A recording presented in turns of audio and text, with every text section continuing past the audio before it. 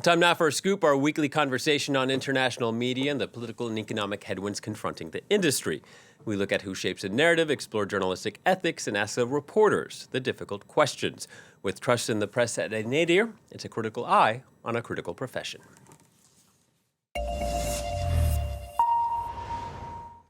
Well, each presidential administration changes in how it interacts with the press. For presidents, finding the right balance between access and transparency is difficult. No leader is immune to scandal or wrongdoing, and asking difficult questions is a reporter's job. The freedom of the press is a check on the government's power. The most savvy presidents have managed media relations that partially allowed them to control the narrative. Some presidents were friendly, even charming. Others were wary, but one more than any other has been downright antagonistic. Look, between you people, don't talk to me that way. You're just a lightweight. Don't talk to me that way. I'm the president of the United States. Don't ever talk to the president that way. Okay, question? Yeah, go ahead. Sure. She's shocked that I picked her. No. She's like in a state of shock. I'm not thinking, Mr. That's President. okay. I know you're not thinking. You never do. I'm sorry? No, go ahead. Do you want him to rein in Robert Mueller? What a stupid question that is. What a stupid question. But I watch you a lot. You ask a lot of stupid questions. Brute compiled those clips from Donald Trump's first term in office. We compiled these from this term. The reason I'm winning is because you're guilty, John. You're guilty. ABC is a terrible network, a very unfair network, and you should be ashamed of yourself. Who are you with? Who are you with? I'm with NBC News, sir. Fake news. NBC. You're fake news. What a NBC's gone down the tubes along with most of the rest of them. And we're going to be going in quiet. You're really obnoxious. I'm not obnoxious, but I'm trying to ask you, what about your plans? You are for really Memphis? obnoxious. In the ceasefire This is CNN speaking, by the way. So, Are you personally this is one participating? of the worst reporters that you'll ever see. I don't even want to take a question. It's a waste of time. All those clips are from the past few weeks, but Trump trumped even himself in the past few days. On November 18th, he hosted the Saudi Crown Prince at the White House, a first visit undertaken by the kingdom's de facto ruler since 2018, when Jamal Khashoggi, a U.S. resident and Washington Post columnist, was murdered in a Saudi consulate in Istanbul. Here's ABC's White House correspondent, Mary Bruce. Your Royal Highness, the U.S. intelligence concluded that you orchestrated the brutal murder of a journalist. 9/11 families are furious that you are here in the Oval Who are you Office. with? Who are Why you should Americans trust Who are you you? with? No, who are you with? I'm with ABC News, sir. You with who? ABC News, sir. Fake news, ABC fake news, one of the But the worst, question is one of the legitimate, worst sir. in the business. You're mentioning somebody that was extremely controversial. A lot of people didn't like that gentleman that you're talking about. Whether you like him or didn't like him, things happen, but he knew nothing about it. The CIA's assessment was made during Trump's first term in office. Many within the press were shocked that he shrugged off Khashoggi's killing with, quote, "things happened." And during that exchange, he even suggested revoking the license of Bruce's employer, ABC. Meanwhile, Khashoggi's widow praised her, calling Bruce a brave journalist for remembering her slain husband. Bruce replied, "Thank you. This means so much." Now, the day before MBS's visit to Washington, the president was asked about the Epstein files on Air Force One. He was pressed that if he had done nothing wrong, then why not release them? Here's how he responded. Sir, if there's nothing incriminating in the file, sir, why not acting as if Venezuela?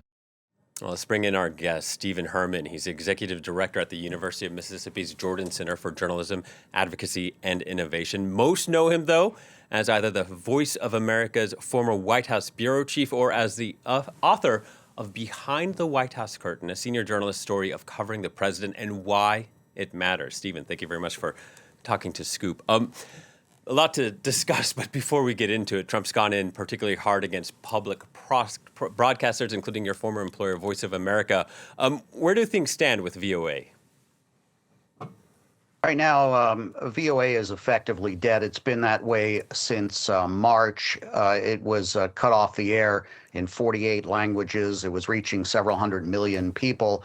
And just a few days after the president had a confrontation in the Oval Office with my successor as White House bureau chief, VOA was off the air. This is one of the very few news media outlets in the United States where the president had the capability to to basically display his anger with it, and it was shut down. Just as funding to public broadcasting in the United States has been cut as well. And so, yes, there is some sort of linkage very clearly between the president's anger with the news media and closing down of the Voice of America. And how would you advise a president to have a healthy relationship with the press? Is there a way to find the right balance? Yes, the key there is that word balance. There's always been a symbiotic and frequently antagonistic relationship between the press and the president, going all the way back to George Washington. But it really wasn't until after World War II when presidents started interacting directly with reporters on a regular basis and on the record. There were previous presidents who spoke to journalists frequently, but it was all off the record. You couldn't use what they said in your stories, or you'd have to attribute it to something, use a phrase, something like someone who's familiar with the mind of the president, etc. And of course, there have been very bad moments before. Richard Nixon, a perfect example of an antagonistic relationship with journalists. But there's never been anything like this, where the president is publicly berating reporters on a daily basis, especially female reporters, women of color, really seem to get the harshest treatment from him. Yeah, why do you think, I was wondering about that, are female reporters being disproportionately targeted, and if so, why? Well, I think, first of all, about 50% of the White House correspondents are women. So when it does happen, it is prominent. But he does seem especially to ask a female journalist, who are you with? Even though he has dealt with these particular journalists for many, many years. And then usually has some sort of insulting comment, especially if he doesn't like the question. Our job as a White House correspondent, and I did this for 5 years on a day-to-day basis, all of Donald Trump's first term and 1 year of President Biden's term, is to extract answers from them, not to get into an argument with the president. And really, you have to have thick skin. But now the insults from Donald Trump seem to be getting very personal, even referring to one reporter the other day as piggy or something like that. Stephen, I want to ask you. We do need to push back. I want to ask you about that. White House Press Secretary Caroline Leavitt defending Donald Trump's piggy comment. She said, quote, that the American people should appreciate his frankness. What do you make of that?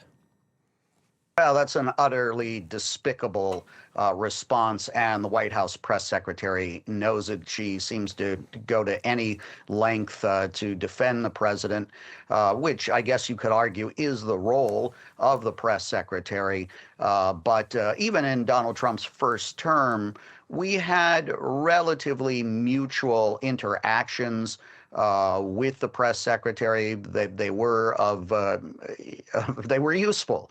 And I would argue now that the White House press secretary is not very useful. And I've always been an advocate for having these frequent sessions with the president of the United States directly, especially by the pool reporters who represent all of the media.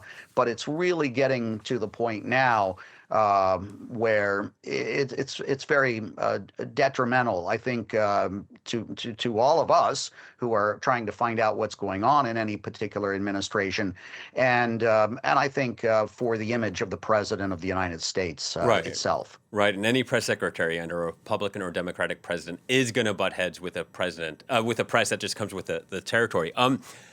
But this isn't just the president. We were saying Caroline Leavitt was asked by one reporter, why was Budapest chosen as a potential summit location between Donald Trump and Vladimir Putin? She responded by text message saying, in regards to who chose it, she said, quote, your mom. This is a schoolboy quip we'd see maybe if we were 12, 14 years old. How much of this type of communication are we seeing across the administration? Well, I think we're also seeing this sort of bullying and mocking happening in official White House dispatches on social media being put out by the White House. Yes, you are right. This is very childish, and it does not reflect positively on the image of the White House, the president, or the United States. It is not the way to interact with the world's news media, but this is where we're at, unfortunately.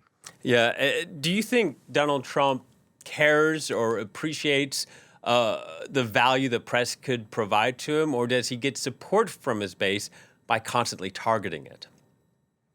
Yeah, I think the president sees it as a win-win situation. If he says something in front of cameras and it's something positive, some new policy announcement, great.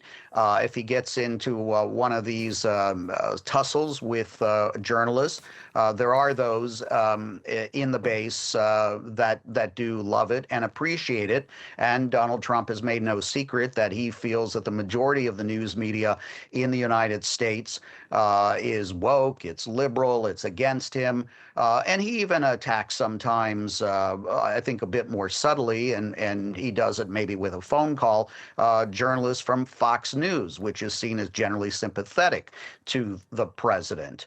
It's a terrible situation. I don't see it's changing, and I think it's time for the White House correspondents to revisit the entire relationship they're having with the president.